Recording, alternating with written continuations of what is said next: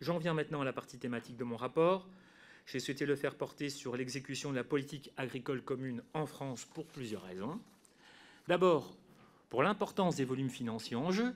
Vous savez, chers collègues, qu'il s'agit de la première politique européenne en termes financiers, soit entre 2014 et 2020, cadre du dernier CFP, 408 milliards d'euros.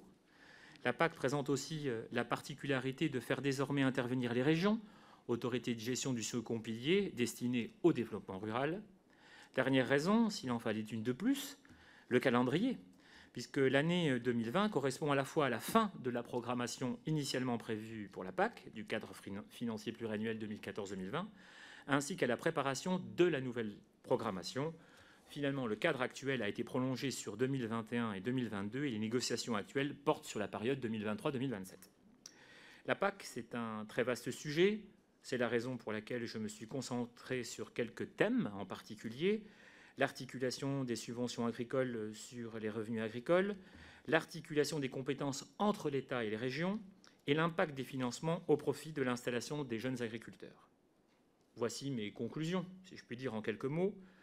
Je partage les interrogations que m'ont confiées les personnes que j'ai auditionnées sur la lisibilité du dispositif actuel État-région. Je crois qu'il est absolument nécessaire pour poursuivre les efforts de lisibilité portant sur la répartition des compétences entre État et les régions. De plus, je trouve qu'avoir intégré de la subsidiarité au niveau des régions est très positif. Il faut pour autant, je crois, garder un cadre national assurant la cohérence des dispositifs. Un autre thème s'est petit à petit dessiné au fil des auditions que j'ai menées. Il s'agit du fameux serpent de mer, de la complexité de la PAC, du point de vue des usagers en tout cas. Or, la complexité en matière de politique publique reste notre pire ennemi. La simplification des relations entre l'État et les usagers constitue l'un des piliers de mon engagement en tant que député, et je crois savoir qu'il s'agit d'un objectif partagé par beaucoup d'entre nous ici. Or, c'est bien sur quoi bute la PAC depuis de nombreuses années. Je vous parlais des jeunes agriculteurs. Je relaye ici ce qu'ils m'ont confié. Préparer un dossier de financement est tellement compliqué que beaucoup d'entre eux préfèrent y renoncer. Il est urgent d'agir en la matière. Pourriez-vous donc, Monsieur le ministre, nous présenter l'état des négociations et les discussions à ce sujet pour la prochaine programmation? Toutefois, j'ai également conscience que pour atteindre les exploitations qui en ont le plus besoin, il est nécessaire d'élaborer des dispositifs très fins qui vont se traduire par des développements informatiques peut-être complexes. Pour moi, il faut trouver le bon dosage. Un exemple frappant, les mesures agro-environnementales et climatiques proposées par les régions et mises en œuvre par l'Agence de services et de paiement, 10 400 MAEC ont été proposés au total. À ce jour, m'a-t-on dit, seuls 6 300 d'entre eux ont été mis en œuvre par au moins un agriculteur en France. Une mesure a été développée sur le logiciel de gestion en moyenne pour 3 bénéficiaires. Je crois que nous serons tous d'accord à la fois pour saluer la finesse du dispositif français, qui répond plus que dans d'autres États membres à la diversité des exploitations et à la diversité du territoire français, mais aussi pour nous interroger sur l'intérêt des dispositifs les moins utilisés, coûteux en moyens humains et financiers. Un dernier point que je souhaite aborder ici, l'actualité européenne, marquée par les négociations de la politique agricole commune. Monsieur le ministre, j'aimerais que vous puissiez m'indiquer où en est l'élaboration par la France de son plan stratégique national agricole, attendu par la Commission européenne. Pour terminer, je voudrais reprendre un dicton bien connu, « pas de pays sans paysans ».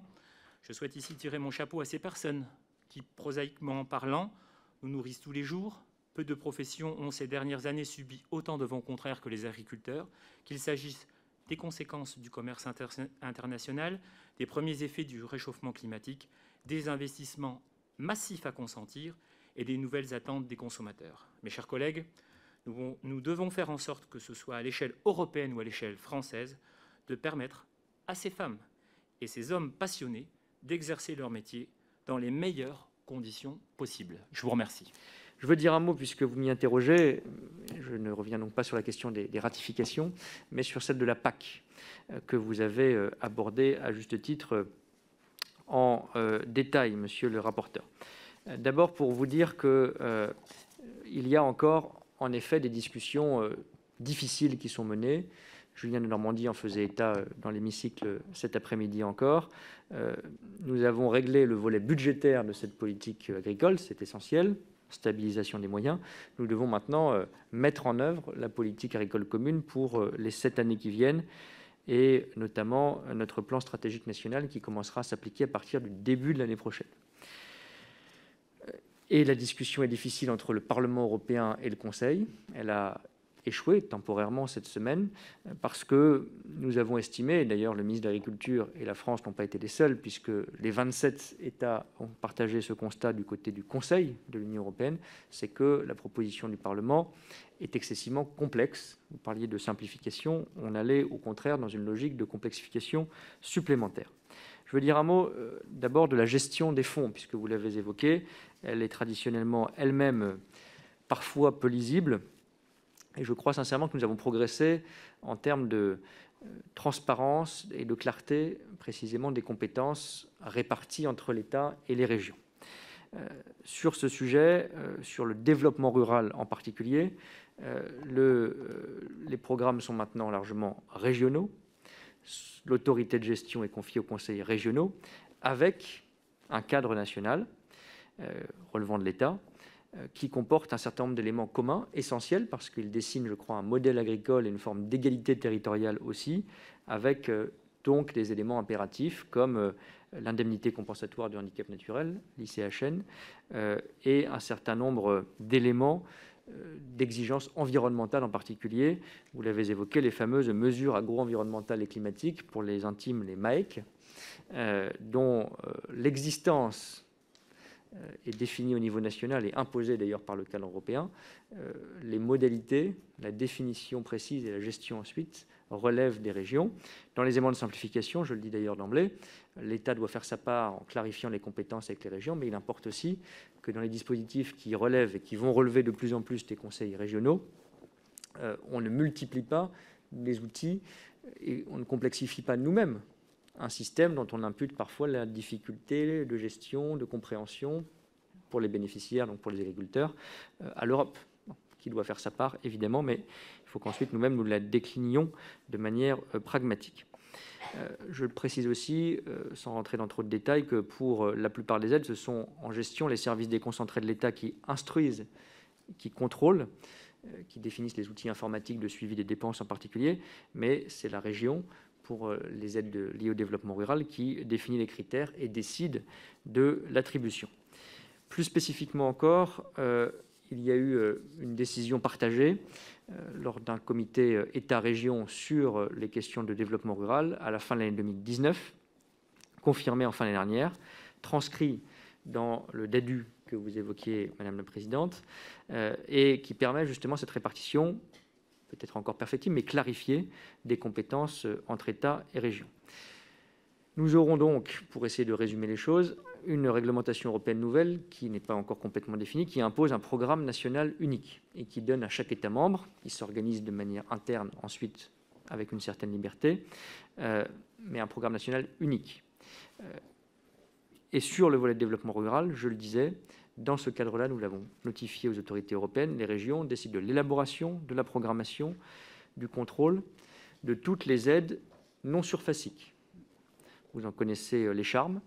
Ce sont les aides qui ne sont pas directement liées à la surface de l'exploitation agricole, l'installation des jeunes agriculteurs en particulier, les aides à l'investissement pour les projets de développement rural, comme le programme LEADER, très important notamment pour des petites collectivités, et l'État de son côté, outre les compétences que j'évoquais en termes de certaines compétences d'instruction, de certaines compétences de suivi, assure la gestion des aides, conserve la gestion des aides surfaciques, l'ICHN, les mesures agro-environnementales pour certaines, ou l'aide à la conversion bio, par exemple. Les compétences sont donc maintenant, je crois que c'est le point essentiel pour résumer, décroisées.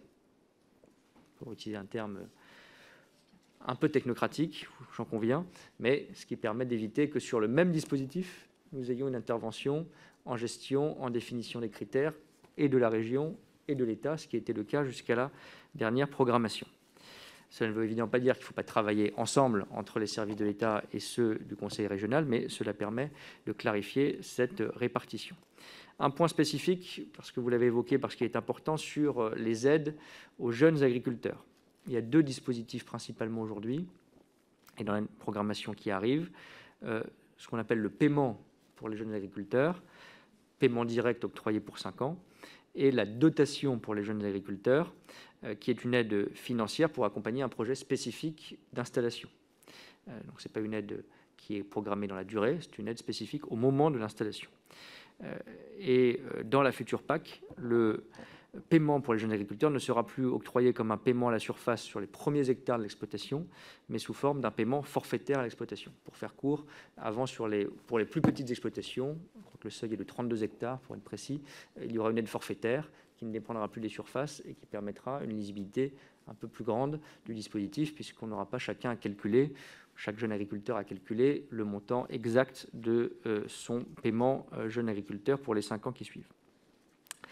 Et la dotation jeune agriculteur, le deuxième dispositif, relèvera dans cette répartition que j'évoquais complètement des régions. Sur l'élaboration du plan stratégique national, c'est-à-dire sur cette déclinaison nationale territoriale de la PAC, nous poursuivons les exigences que nous avons défendues, que nous défendons encore d'ailleurs dans les négociations européennes. Quelques éléments que le ministre Julien Denormandie est en train de définir. Il a présenté d'ailleurs au secteur ses premiers arbitrages à la fin du mois de mai, le 21 mai, en insistant sur quelques points. D'abord, le maintien, je l'ai évoqué, mais c'est une bataille que nous avons menée ces 2 dernières années, le maintien des dispositifs structurants pour les territoires en difficulté en particulier, comme cette indemnité compensatoire de handicap naturel, l'ICHN, que j'ai déjà mentionné.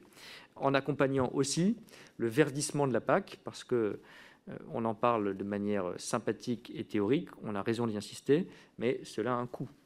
Et donc nous l'accompagnons financièrement en augmentant en moyenne de 90 millions d'euros par an l'enveloppe dédiée à l'agriculture biologique, pour prendre cet exemple.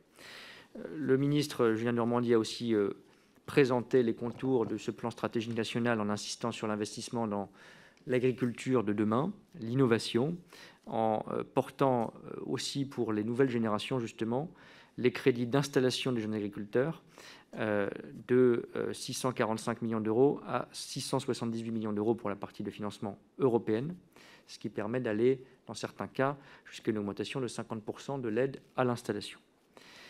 Il y a un chantier qui est important, qui sera d'ailleurs aussi un des chantiers de la présidence française de l'Union européenne, que le ministre Julien Denormandie a évoqué dans ce cadrage, qui est le renforcement de notre indépendance alimentaire, dans le domaine des protéines végétales en particulier. Nous sommes extrêmement dépendants d'importation et les cibles seront bientôt précisées. L'idée d'avoir une indépendance renforcée année après année sur la période 2021-2027, une réduction de la part de nos importations dans ce domaine. En termes de calendrier, pour finir sur ce point, car je vois que mon temps autorisé va bientôt expirer, a déjà expiré en réalité, mais avant d'être coupé, je l'utilise. Le plan stratégique national dont je dessinais les contours généraux sera rédigé d'ici l'été. Il sera soumis à une évaluation environnementale, à débat public à l'automne, même si de nombreux échanges ont été réalisés entre le ministre et les organisations professionnelles en particulier. Et cela permettra un envoi final à la Commission européenne de ce PSN d'ici la fin de l'année. L'objectif étant donc une validation et une mise en œuvre à partir de début 2022. Je vous remercie.